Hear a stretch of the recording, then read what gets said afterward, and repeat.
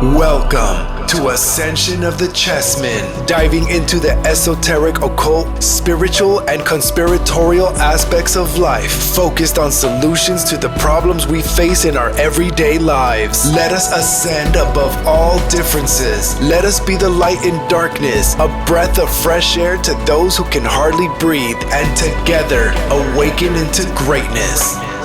This is Ascension of the Chessmen with your host, Andre Mitty.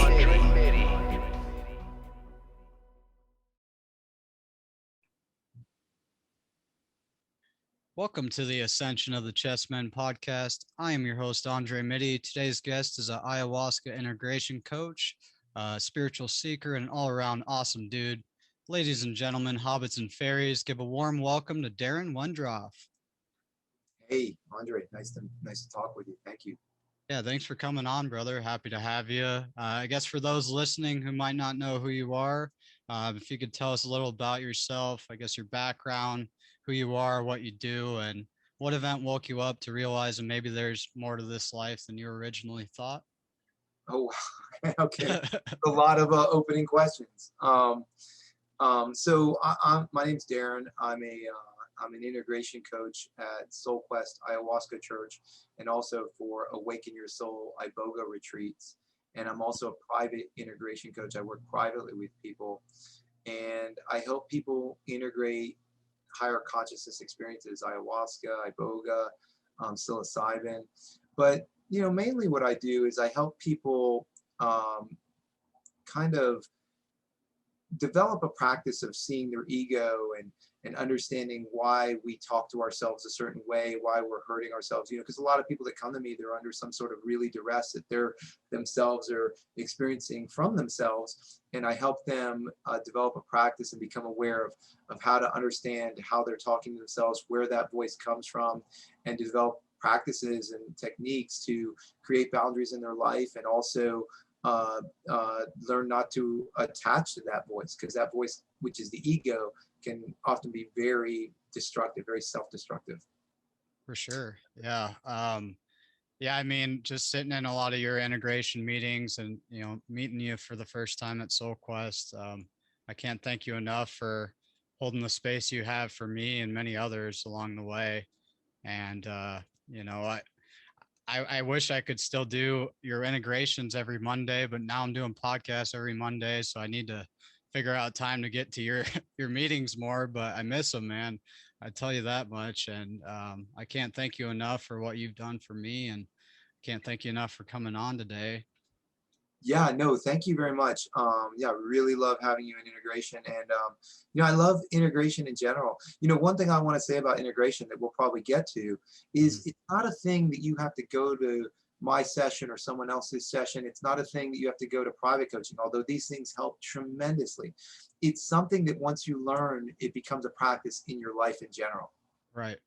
I feel like this podcast is my integration now, in a sense, because it's like every week I'm talking to new people, seeing from different perspectives and, learning new things. And I saw a lot of that in integration, just seeing how many people's struggles in their lives were so relative to what I was going through. And, just people holding space for you holding space for other people. And, it's just a great community to be a part of, and a great space to be able to take part in, for sure.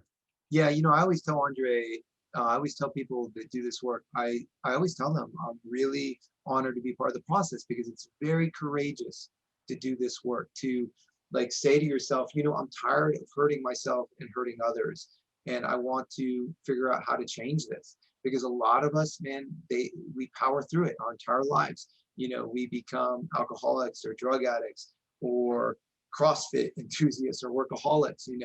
There's always something that becomes the addiction, and it's this thing that we just can't stand being with ourselves, and we project onto others, or we project onto ourselves and hurt ourselves. And I just think it's so courageous for a person to say, enough, I'm going to face these demons, and I'm going to maybe open my mind up to a different perspective, because that's what it is. At the root of it is I'm going to allow myself to consider another perspective. That is at the heart of what integration is. for sure. So I guess what led you to work with plant medicines in the first place and to become a integration coach? So with me, with my story, I I'm 40. Oh, I think I'm 45. I'm 45 years old, I and forget my age too.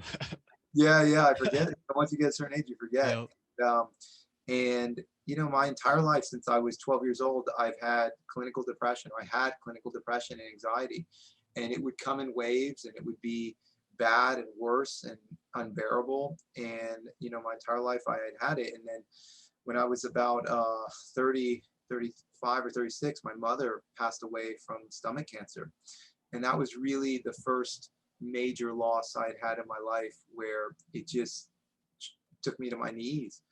And and then another thing happened with my brother, where we had a fallout, and him and I split up as business partners, and that was in 2012.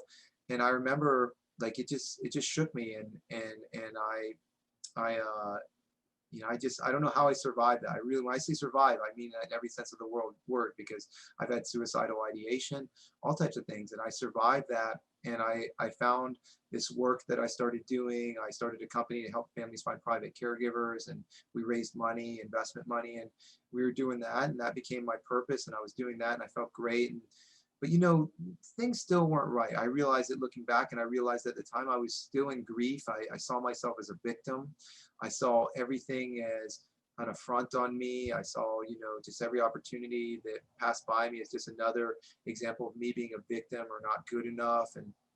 And I just, lived my life like that. I look back at it, and I don't know how I survived one day of that, much less 8 years of that. And then 8 years, meaning up until this next thing that happened. And in 2019, my father took his life. My father took his life, and I remember that day I said, I have to change something, or else I'm going to take my life. And somehow I found that book, How to Change Your Mind, which was serendipitous how I found that, but I found that book, and I started reading it. It's about how it was written by Michael Pollan. Michael Pollan, yeah, about how they were using psychedelics, like big universities and therapeutically, they were using psychedelics therapeutically, and all these studies and everything and anecdotes. So I read that book, and I was like, wow, I have to try this. I've never tried this, and it seems interesting. It seems like it's really helping people. And I came back. I was in Orlando, and I found out where to get. I found some mushrooms, and I ended up taking 7 grams of a mushroom called penis envy, which, if Oh, you know, wow. it's like That's a lot for a first journey. it was insane. It was Wow. insane. The only thing I knew how to do was I found Terrence McKenna online, where he spoke about how to take it in silent darkness. Yep. And I found a John Hopkins playlist on the music to listen to when you go into a journey. And that night changed my life. I cried so tremendously for the loss of my father. I cried for the loss of my mother. I cried for my own grief. I did not realize this tremendous reservoir of grief I had inside of me. And I just let all that go. And I just didn't realize how much I needed that. And I laughed, and I experienced ego disillusion that night. I remember exactly how that looked like. And the next day, that night changed my life. That night changed my life. And the next day I woke up, and I just, it wasn't all pleasant, by the way. That night was nuts when I look back at it. But I somehow knew how to do it. And then the next day I started the next day, of course, I was lost. I was like, what just happened? And I found out about integration. And that's when I found Soul Quest, the Ayahuasca church in Orlando. And from there I began my journey.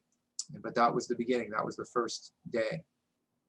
Wow. So yeah, I started pretty early in my life working with plant medicine, and I took a whole different path than you, but I always find it interesting, the people that wait later in life once they're more mature, which I think is the right way.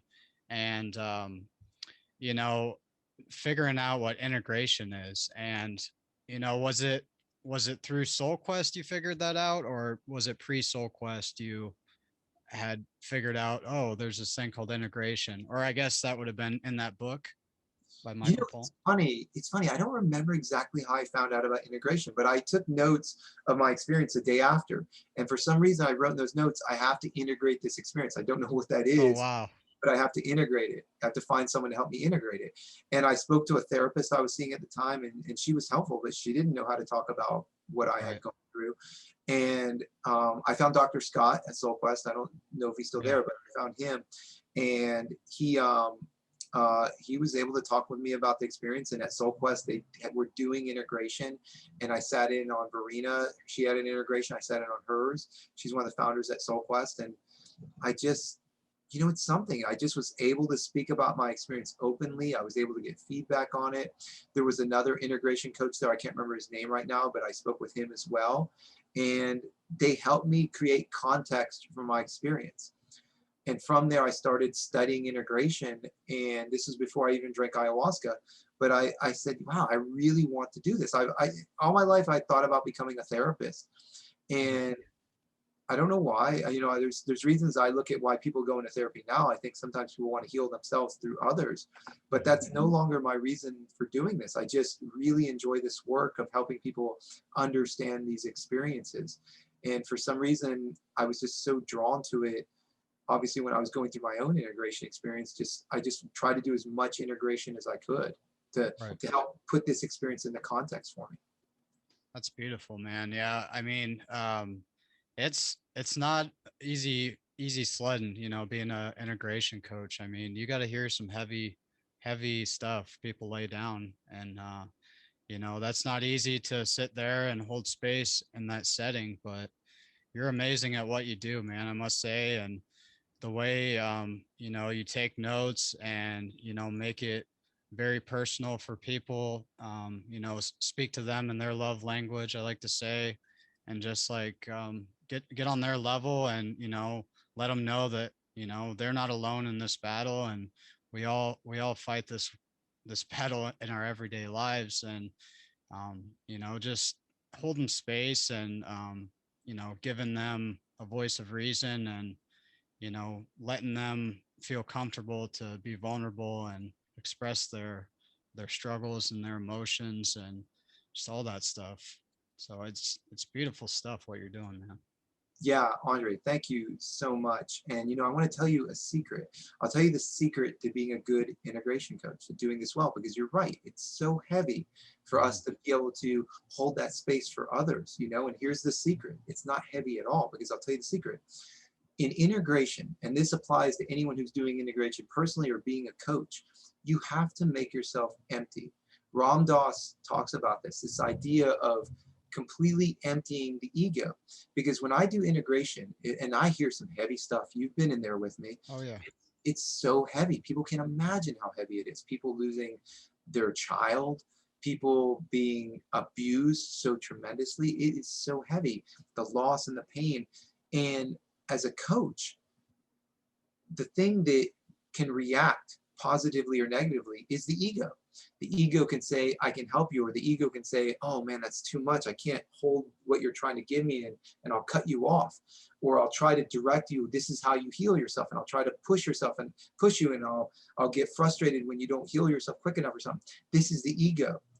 The ego wants to heal others. It wants to heal ourselves, the ego always wants to be involved. And Ram Dass talks about this idea that when Ram Dass would say, when I listen in satsang, people would ask a question, and they'd ask, why do you take so long before you answer the question? And he'd say, well, first, I think about the question, and I think, what experience brought the person to ask me that question? What experience happened in their life to create the experience for them to ask that question? How do they feel about it? How are they attached to it? And then I would consider myself, and I would think, how am I attached to their question? How do I feel about their question? What does it make me want to say? What does it trigger inside of me? And then I'd ask, what does everybody in this room feel about that question? How are they attached to it? How are they affected by it? What is their experience that's attached to it? I think about all that, and I sit in it, and then I let it go. And then I let the universe answer through me. And that's my practice now when I integrate. Like, I think about everybody, because you'll see me sometimes in integration, I close my eyes, and it's not, I'm not sleeping. Right. I know. Yeah, but I'm sitting there like letting it really sink in, and then feeling what I feel, and then letting it go and trying to answer from a place that has nothing to do with me. And it's Beautiful. really, man, I just can't tell you how much I appreciate being a part of this journey with you all. Right. It's a practice for me as well. For sure. Yeah. I mean, I feel like we're all learning from each other, and, it's just a good container to just be open and not feel judged, and yeah, just feel accepted and wanted by others, and just be able to speak your truth without any preconceived notions that, you're not good enough to say something, or just be open, and And I would tell you that that's the ego telling you that you're not good enough to say that. right, Because I say that a lot in integration. right, But yeah, that's just the ego telling you, it's your own experience that creates the ego, a person's own experience. But it's that voice that says, oh, that's a dumb question, or, oh, you're going to say something that no one's going to relate to. And it's not true. There's never been an integration ever, and I've done hundreds of them, where a person has said something where another person in that room did not say, I know exactly what you're talking about. right. Never. That's the irony of it. It's like that ego in our head just loves to, like, tell us we're not worth it, or we're not good enough, or Yeah, every major it's wild. philosophy talks about this. Hinduism, Taoism, Buddhism. It's the idea that the ego wants to separate. So anytime you have a feeling of separation, that's the ego. And you can see that voice that says, oh, this is not a good question to ask. It's separating yourself. It's separating yourself from the group. This is not a good question to ask to that group. If you can ask it to yourself, you can ask it to another person, because you don't feel separation. But that voice will say, that's not a good question. And that's how the ego works. It self-judges. Right. Totally. Yeah, I like I said, I started using plant medicine in my late teens. I was like 19 the first time I tried LSD, and I had seen the Beatles release the song Lucy in the Sky with Diamonds, and I'm thinking the greatest band of all time has done this, and Doc Ellis, the pitcher for the Pittsburgh Pirates, threw a no hitter on LSD. I was like, maybe there's something here, and I didn't know what the hell I was doing. I had my senior pictures the next morning. Like, my pupils were still huge in my senior pictures, and I had no clue what I was doing. Yeah. And it took me years to figure out what integration was, and that was the game changer. And like, that's the thing that is so left out for a lot of people that are working with these things, the way they are right now, and such taboo and still illegal, and they're just they're not really guided. They're just kind of going at it with no instructions. And I feel like we're living in a culture now that's we have more access to better instruction and guidance, as far as the teachers available and resources. But yeah, I mean, we've come a long ways just in 10 years. I mean, seeing mushrooms legalized in Oregon, and what's going on down at Soul Quest with ayahuasca here in the States. So yeah, I mean, integration was pivotal in my growth and experience, because I can credit ayahuasca, but if I didn't do the work, and if I didn't believe in myself, and I didn't take the action and do the work, I wouldn't have this podcast. I would have never done stand-up comedy. you know um it's crazy how much it falls back on you, because we always want to point outside of ourselves for the work. Like, we don't want to take responsibility, it seems like. But Yeah, let me add, let me say three things to what you've just said.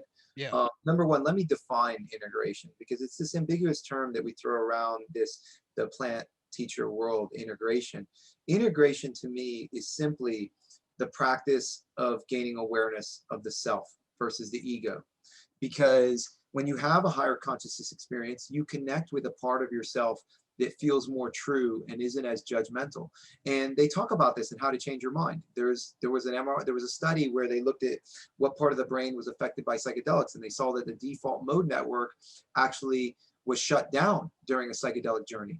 And scientifically, this is where the ego resides. This is where you think of the future, where you think of the past, where you ruminate on things, where you imagine things. That's the default mode network. So scientifically and spiritually, we know the ego is shut down during this experience. So integration is the practice outside the experience of connecting with the part of yourself that's not the ego, which in Hinduism or Buddhism or any of these philosophies, they would call the true self, the true self.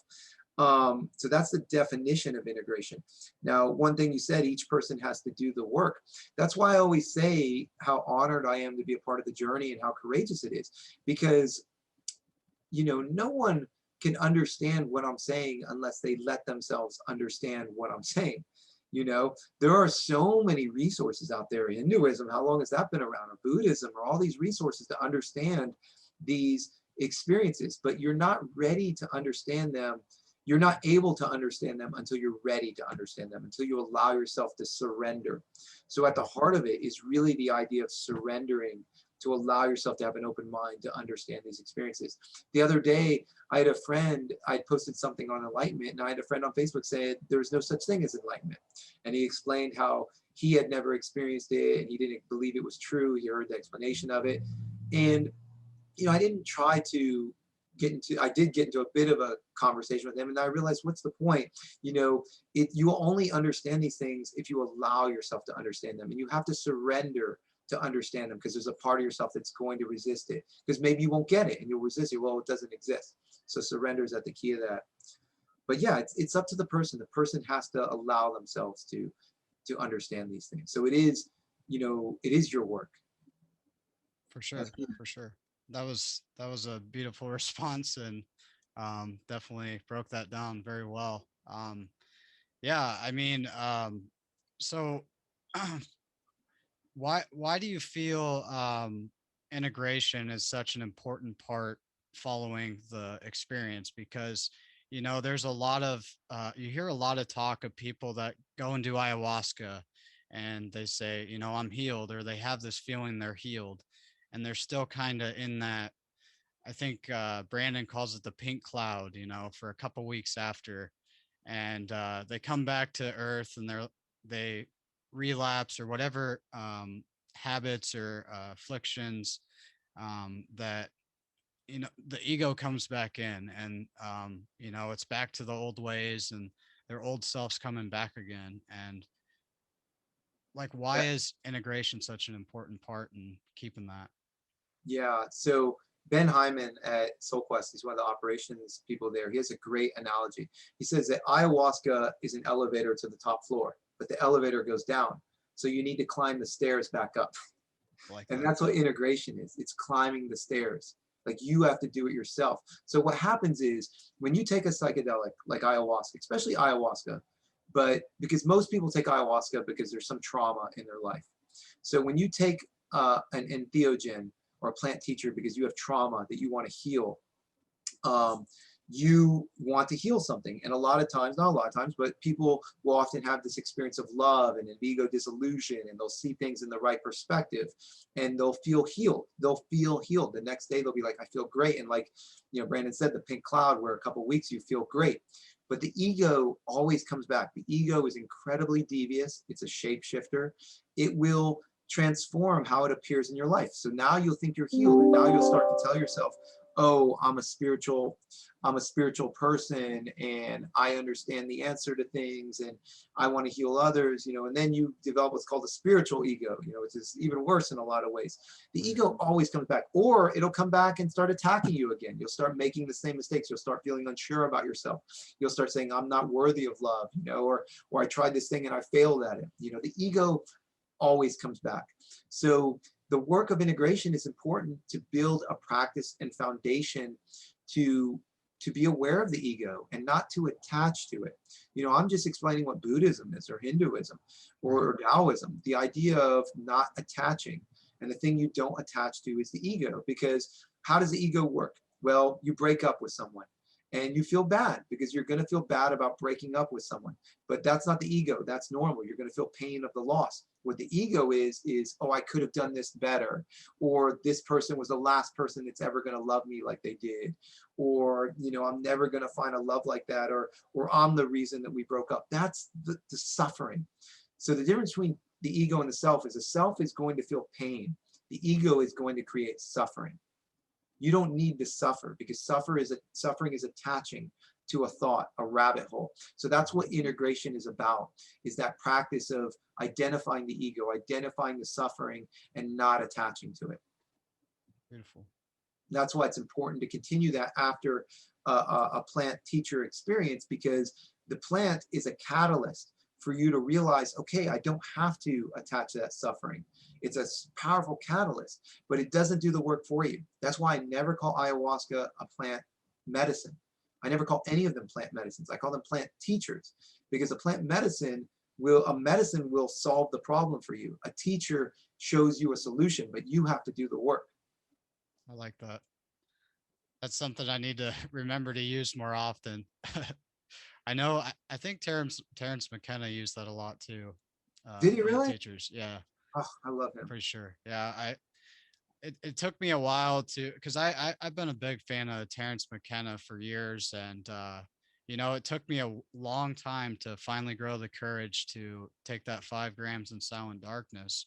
And for years, you know, I had done mushrooms and felt the stomach rot and, you know, the anxiety of being around others. And it wasn't until I took that deep dive within myself and was able to look my ego in the eye and finally love myself for who I was, and let go of all that, you know, comparing duality versus unity, and seeing the aspects of each, and, you know, surrendering to both of those. And yeah, I can't say anymore how powerful it was. Like it was amazing, man. And, you know, just having that container with yourself is so profound. And I'm thankful that you took that route right out the gates. Like, I think that's the route to take. And I think that's why Terrence emphasized that so much in his lectures, was because, you know, there's so much external influence when you journey with others, and you have so many distractions. And I think Dennis, his brother, says, you know, there's nothing wrong with taking 2 or 3 grams and, you know, having a good time with friends or going to a concert, using it with respect. But, you know, you get above 5 grams and, I mean, you're doing some heavy work with yourself. You don't want to be in a bad setting, like doing that work. Like, you need to be in a sacred space that you find safe. And, you know, that's so important. And I'm sure you're well aware of that as well. Yeah, you kind of bring up 2 points, but this idea with the 5 grams, man, this idea that you have to respect it, you know, because 2 grams Yeah. you can take and go to a concert. You take Right. 5 grams and go to a concert, that's Oh, gonna be, good luck. yeah, that's gonna be the craziest concert Oh you've yeah. ever been to. So yeah, you have to respect these things, man. Even cannabis, you have to Oh yeah. respect, you know, 100%. and yeah, it's about respect. It's about that going into it the right way so you can experience it the right way. And you know, the other thing you brought up, because you kind of said it before, this idea of resources, man, on YouTube, there's books, but on YouTube it's incredible. You can see Osho, you can see Ram Dass, you can see Carl Jung, you can see Rupert Spira, you can see Francis Lucille, you know, Muji, all these beautiful teachers, Swami Sitcharananda, just so many beautiful teachers that talk directly to how to experience these things. Like, they explain it, you know, and they do it in 15-minute clips. You don't even need to have to listen to a 6-hour lecture. And you Right. can look up a clip on love. You can look up a clip on pain. You can look up a clip on surrender.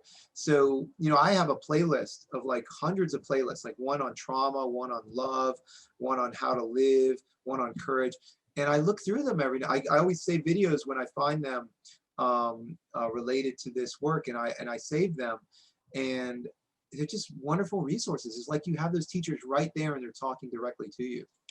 Oh yeah. Yeah, I've definitely watched a lot of the videos in those playlists you made. The one I remember watching most recently, I think, was the Gratitude, Oh yeah, which is a great little clip. I forget the show, but yeah, it's all about being grateful and yeah. That's changing your Big Mouth. perspective. That's Big Mouth. That's The right. show Yeah, on yeah, Netflix. Yeah, it was yeah. crazy. On that show, they took ayahuasca. It's like a cartoon I'll have about to kids. watch that. Yeah, it's a great episode. Wow, I'll have to check that out.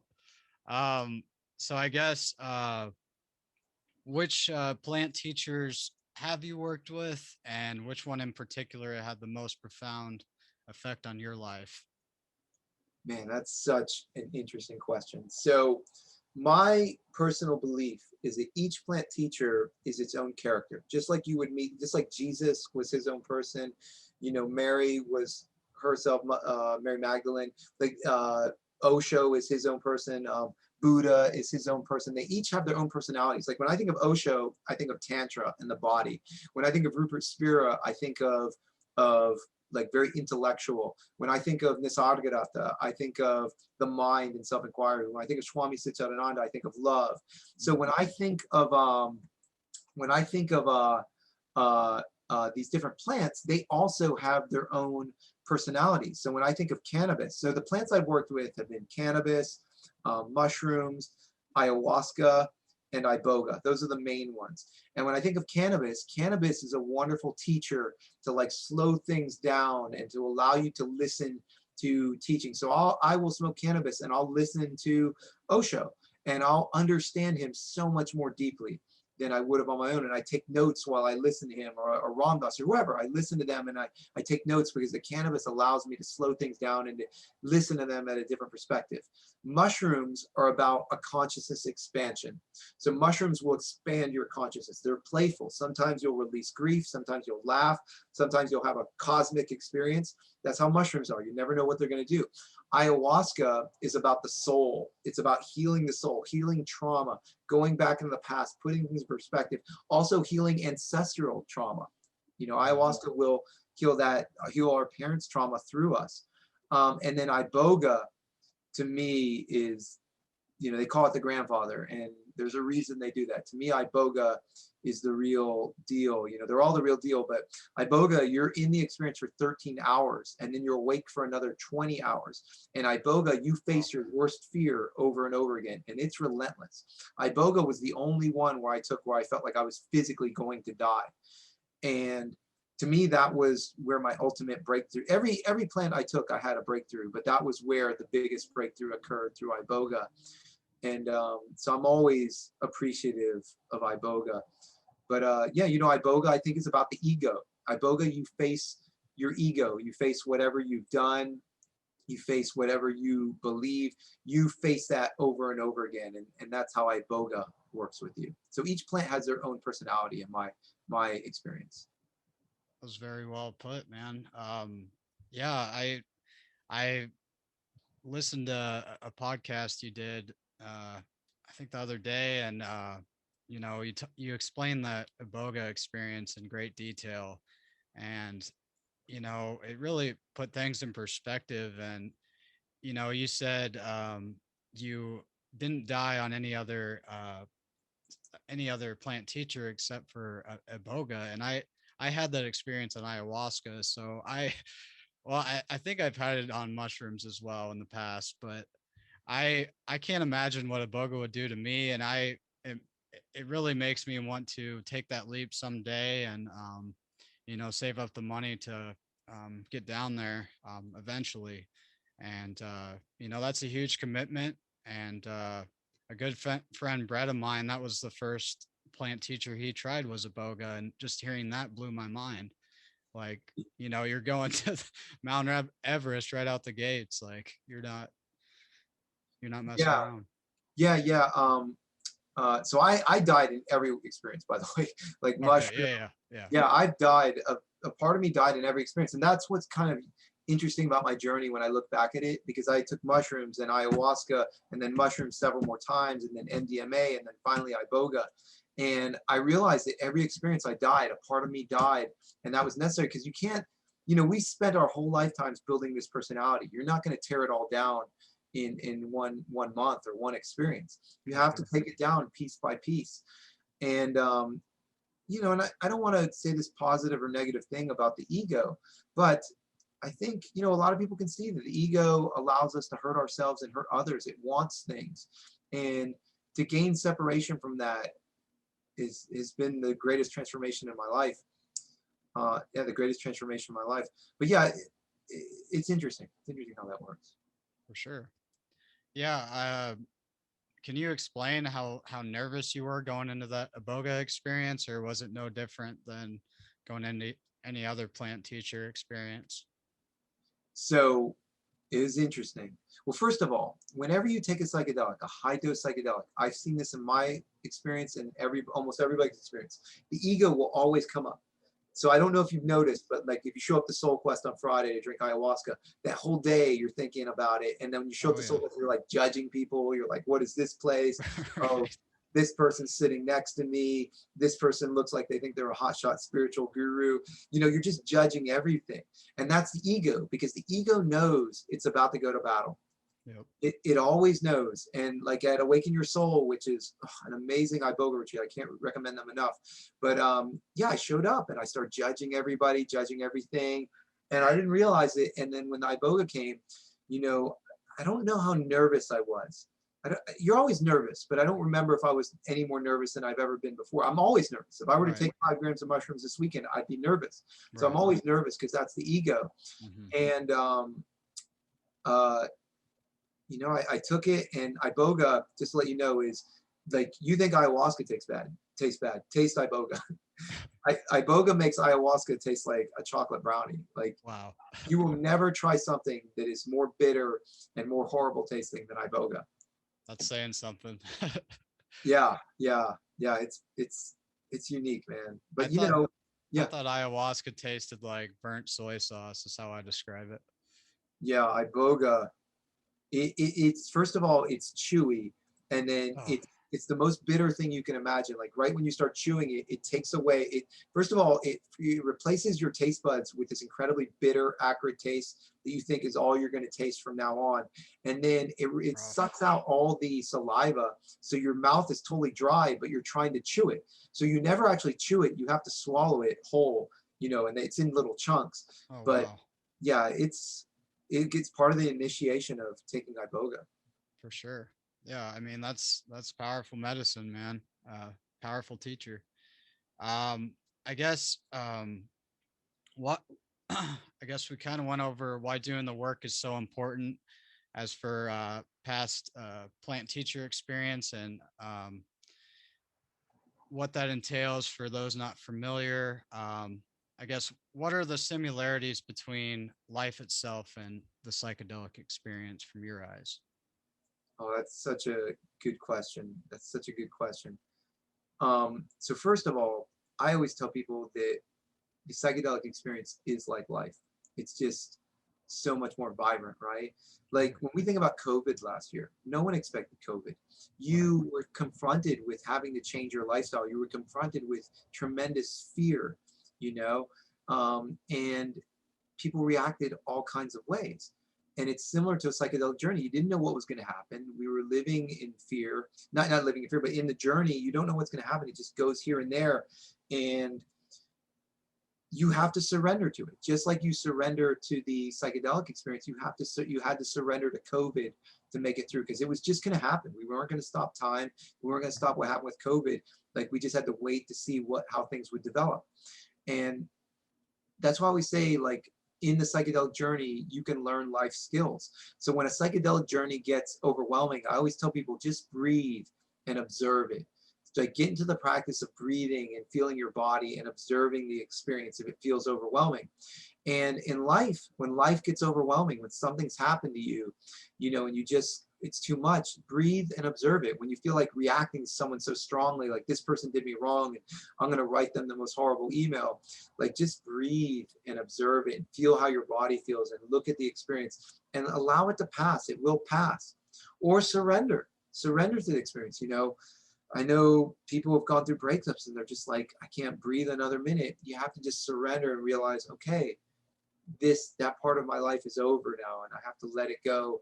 And of course, some experiences are so strong that it's very difficult to do that. But ultimately, just like you surrender in a psychedelic experience, you can surrender in life and just let it go. And as many of us know, you probably know, when you surrender, that's when the breakthrough usually comes. Oh yeah. I always say if you don't surrender, you're getting dragged. Yeah, totally. Totally. And They it's always not say, going to be fun. yeah, they always say like the only way is through, not around, not back. Yeah. Yeah. It's Yeah. like you're swimming against the current, you know, and if you're resistant in life and, you know, everything is like the universe is against you, like, oh, I got in a car accident, or, oh, I got a flat tire, or I lost my job. It's everyone else's fault but my own. Like the universe is against me. I mean, that is not a way to live life. And, you know, it's just like in the experience, you know, you're going to have a very rough time. And, you know, it's almost like you're attracting more rough experiences in by resisting the rough experiences that already exist and that are present with you in that moment, you know. Here's the truth too, because it's something that we don't understand. Like we don't understand it because we've lived our whole lives with it. You Hmm. know, as a child, you can't articulate your emotions. So when bad things happen, you think, I am the cause of those bad things. A lot of people think that, and they grew up with that message. The universe is always against me. This is always against me. So we're going to start, like, if I tell you, like, if you buy a red car, when you drive, you're going to notice every red car. If you buy a red Prius, you'll notice all the red Priuses on the road. And that's what our ego is. It's this filter, these glasses that we see the world through. So you might see the world through a green tinted glasses. I might see the world through red tinted glasses, and I'm going to see all the red and you're going to see all the green. And of course, that's why we're going to see all these terrible things that happen to us. But in truth, things are just happening. And our experience with them has to do with how we experience them. Hmm. You know, we work in accounting. My brother has an accounting firm, and I work with him. And I remember one time there was a client that owed $200,000 in taxes, and we told him, and he was like, oh my God, thank God. And we had another client that owed $10,000 in taxes, and he was crying on the phone. So, you know, it's just relative how we experience things that happen to us. Perspective. Yeah. Yeah. I mean, it's like we always, I shouldn't say we always, but like we get trapped in these stages of thinking like we're worse off than someone else. But I feel like someone always has it worse than how no matter how bad it is, like somebody else is going through it as well, if not has a worse situation they're going through. And you know, just keeping that in mind has helped me in those tough situations. Like, you know, let me count my blessings while I'm going through this rough experience. Like, you know, this one thing went wrong, but what else is going right now? Like there's a lot going right. You know, I just had one little hiccup, like, because I feel like that's how we can fall into that deep depression, is like we turn that one hiccup into like this mountain, and that one bad couple hours turns into bad weeks and months. And that's not a good experience to go through. And obviously you've had bouts with depression, and that's a very rough experience. Yeah, it's tough, man. The ego loves to go down the rabbit hole. Yeah, for sure. For sure. um so I guess this is one point I really wanted to touch on. So what is generational trauma, and how do psychedelics and integration help us through these traumas to not repeat these in future relationships? That's a great question. These are really good questions. So generational trauma is like this. Trauma passes from generation to generation. I always see it. So you could have a person that their grandparents, one was an alcoholic, the other one was very depressed. They raise a child who are your parents. Now your parents, because of that experience with the grandparents, becomes a control freak. And everything has to be perfect for them because in their life, they were always so vigilant. They had to be so vigilant growing up with the grandparents that they always had to be perfect. And they can't ever make mistakes, and they become a perfectionist, and they expect perfectionism from you. Now you as the child start growing up, and you have a tremendous anxiety now because you always have to be perfect, and you're telling yourself this message of I'm not good enough. I'm not good enough. Like everything I do is not good enough. And you can see how their trauma passed from generation to generation, and it articulated itself in 3 different ways, 4 different ways, you know, and that's how it passes. Now, when you take like ayahuasca, what it can do is it'll make you realize, oh wow, my father didn't hate me. It wasn't that I wasn't good enough for him. It was that he grew up in this experience where he had so much put upon him. And then he told me these things, and now I feel like I'm never good enough. And it's not true. It's not I'm not good enough. It's just that he had this trauma. Anyone who has given us trauma, it has nothing to do with us. You know, we'll put it on ourselves. We say we'll deserve it. We could have did better. We're not good enough. We're unlovable. But really, it's that person that has the trauma. We were just in their way. And when you can do these journeys where you heal yourself, you also realize these other people were in pain. My father was in pain. He was a perfectionist. And I'm not talking about my father, because my father had his own issues, but he was absolutely beautiful. I cannot talk about how beautiful my father was and how lucky I was to have such an amazing person as my father. He was really a unique person. But a father will do this. They'll say, like, you know, they'll be in so much pain that they cause us this pain. It had nothing to do with us. So that's how, when you do these experiences and you really surrender and you allow yourself to heal your own experience, you can see their experience and you can say, you know, it's okay, I'm here for you now. You know, often I'll tell people, they'll talk about this trauma they had as a child, and I'll tell them that child still lives inside of you, but you have to heal yourself now before you can go back to that child and tell that child, I love you, it's okay, it's going to be okay. And for the child to believe you. Because if you go back now, the child will realize, because that's the ego, the child will realize you're not okay, you're still a mess.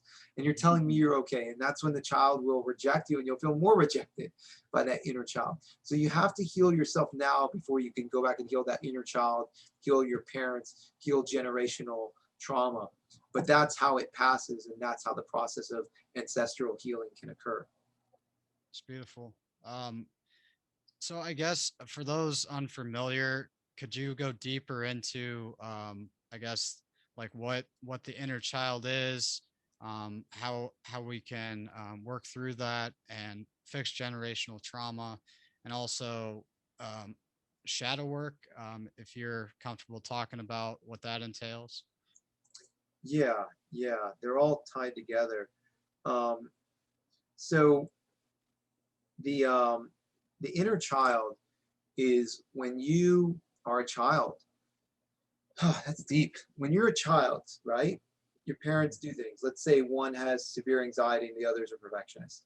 And you start telling yourself as a child, like every child wants love, but you start telling yourself, oh, I need to be perfect to have love, or I need to give 100% of myself to this parent who's anxious to feel love, because if I take care of them, they'll feel taken care of and they might give me something like love. So we start to tell ourselves these stories, these messages of, I either need to be perfect, or I need to light myself on fire to keep other people warm, you know? And this is the message we tell ourselves. And that message is our inner child. That's what the child starts to tell themselves as to what they need to be loved. And that inner child lives with us forever. The deepest insight I ever had on a psychedelic journey in Iboga, it was with Iboga, was that everybody is a child. Most of us are children. You know, the people who aren't children are the Buddhas, the Jesuses, the Martin Luther Kings, the Gandhis, the Gangajis. You know, these are people that are mature spiritually, and they see the child and they don't want to hurt the child more. They see the ego acting up in other people, but they are mature spiritually. But we are all children. Like, just because we age physically does not mean our spirit, our emotions have aged or matured. Right. They're still children. So that is what the inner child is. It's that childhood trauma that still lives inside of you that creates that message of how you see the world. You can call the ego the inner child. You know, in a lot of ways, a lot of the ego is the inner child. Now, when you talk about the shadow, this is this idea of these unconscious things that we tell ourselves to get love, to feel good about ourselves. So, for example, if we have an overbearing father who, you know, says we're never good enough, you know, we're not perfect enough. Anytime we see imperfection in the world or laziness in the world, we may attack it. We may, just like if we see a homeless person, we may look bad down on them because they're like, I'd never be lazy like that. I would never allow the world to take advantage of me like that. And we attack it. And if we see any laziness in the world, we're going to attack it because we ourselves don't want to recognize that we have the ability to be that thing. Or a better example might be judginess. So we see people who are liberals and liberals and conservatives, Democrats and Republicans, and we'll say, like, someone who's conservative, we would say, oh, they're not open-minded. They don't have an open mind about women's rights or about immigration or about gender equality or sexual orientation equality, and they're so judgmental. And what do? We judge them. Right. They're so judgmental, so we judge them. And we are attacking that closed-mindedness by also being closed-minded to their experience. So so the shadow is this part of ourselves that we don't want to admit is part of us, so we project it onto someone else. And it can occur in a lot of ways. But the way to fight the shadow is anything that triggers you, like someone being closed-minded, someone being lazy, someone not being perfect. These are things that are parts of ourselves that we have to accept. We have to accept that, yes, I can also be closed-minded. I can also be judgmental. I can also be prejudiced. I can also be lazy. Maybe I'm not the same degree as that person, but I have the capacity for it. And if I recognize that I have the capacity for it, I have to forgive myself for having the capacity for it. And what's the word? And thus, by forgiving ourselves, we have to forgive someone else for also having the capacity for it. And that's how the shadow works, and that's how shadow healing occurs. Does that make sense? Yeah, that was a beautiful summary of both of those terms. And I think that'll help the audience better understand what we're talking about there, because they're pretty widely used, in the spiritual community. And I just wanted your explanation on those. And that was beautifully put. Yeah, shadow work is incredibly difficult because by nature, it's unconscious. Right. It's not meant for us to see. Right. So and that's what the ego is. So it's incredibly challenging work to do. But that's where the real healing, that's where forgiveness comes from. It's from shadow work.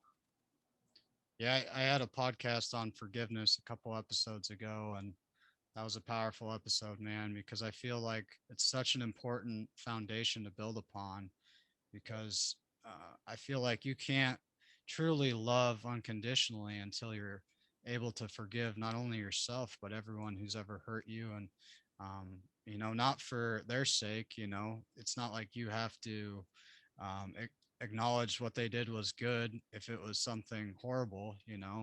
You're doing it for yourself, so you can move forward and live a happy life, live a fulfilling life. Because if that's always in the back of your head, like, it's always going to be holding you back, and you're always going to be like caught up in that.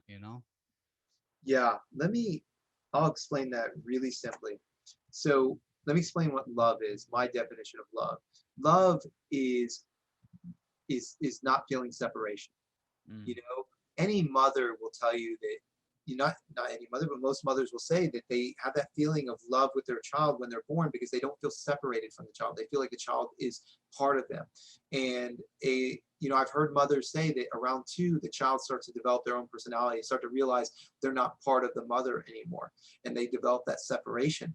So love is the idea of non-separation, unity, and when you think about forgiveness or anger, let's use anger. Anger is the idea of separation. The more you hate someone, the more separated you are from them. If you want to think about separation, think of the idea of being addicted to something like heroin. You feel so alone. You feel so separated from the entire world. You have shame, guilt, sadness, depression, regret.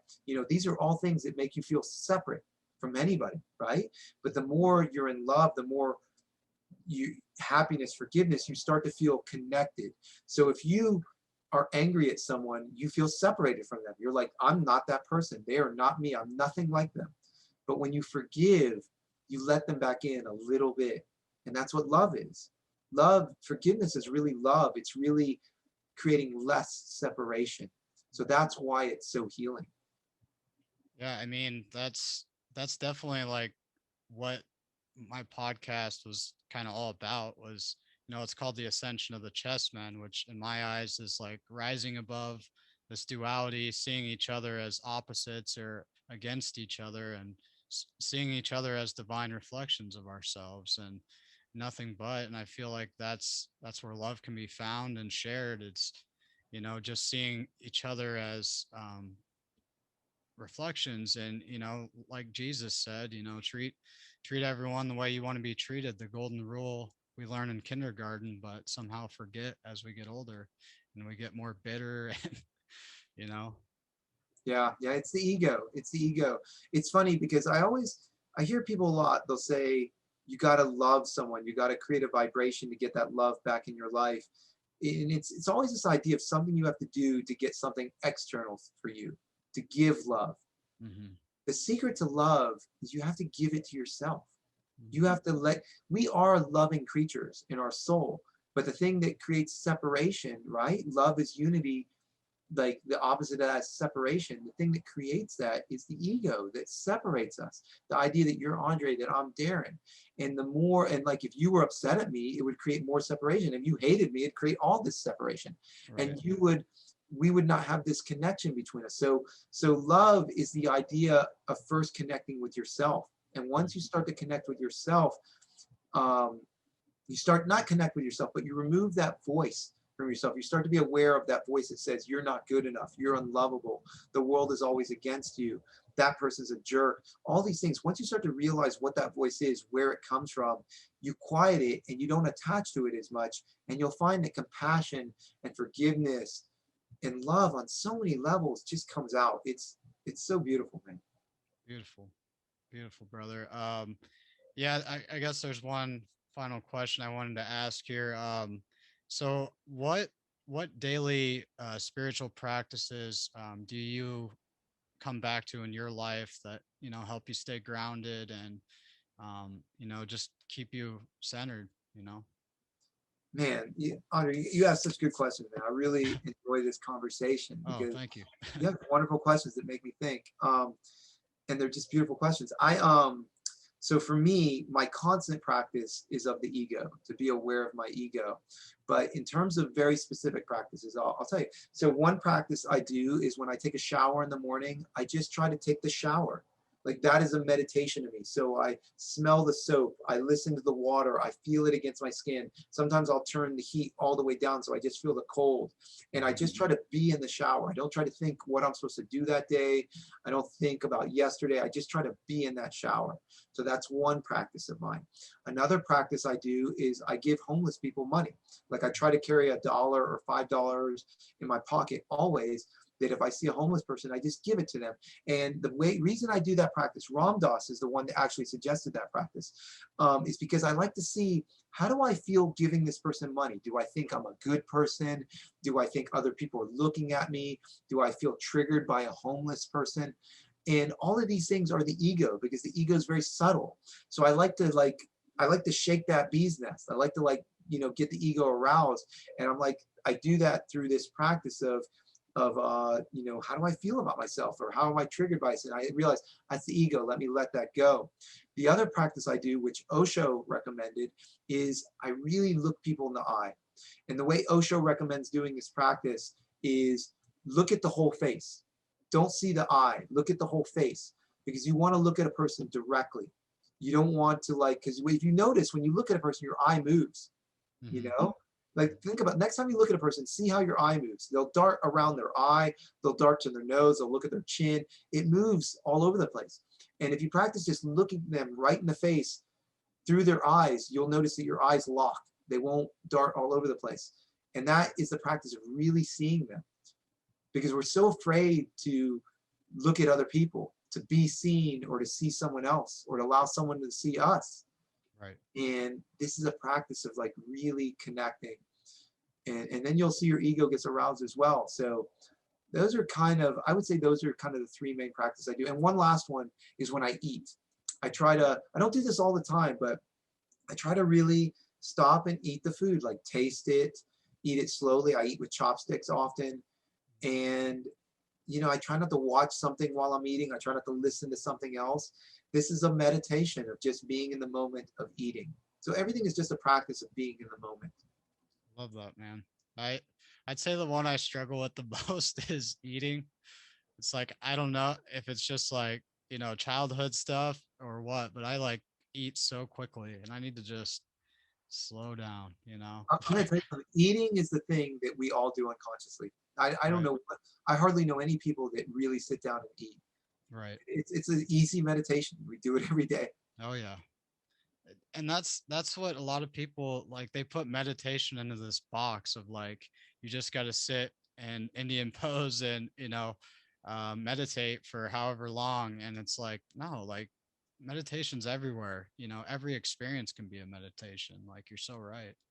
Yeah. Meditation is just the practice of being aware of the ego and also being in the moment. That's all meditation is. So it doesn't matter if you're sitting down or eating. They're saying still the same things, just being in the moment. Right. Well, I just want to thank you so much for coming on today, brother. And I had a great talk with you, and I'd be happy to have you back anytime. And yeah, you're such a huge influence on my life in the last few years, man, and my personal growth. And I can't thank you enough for just being a positive role model, and for taking the time to talk with me today. Yeah, Andre, I appreciate it so much, brother. I love you. I just love your courage, man. You're doing the work. I see you, and man, I just appreciate it. I always say, like when I'm in integration, no matter what pain someone is going through, I tell them, you're going to be okay. You're not at the end of your journey. You're probably not at the beginning. Maybe you're not at the middle. You're probably at the very beginning, but you're on the journey.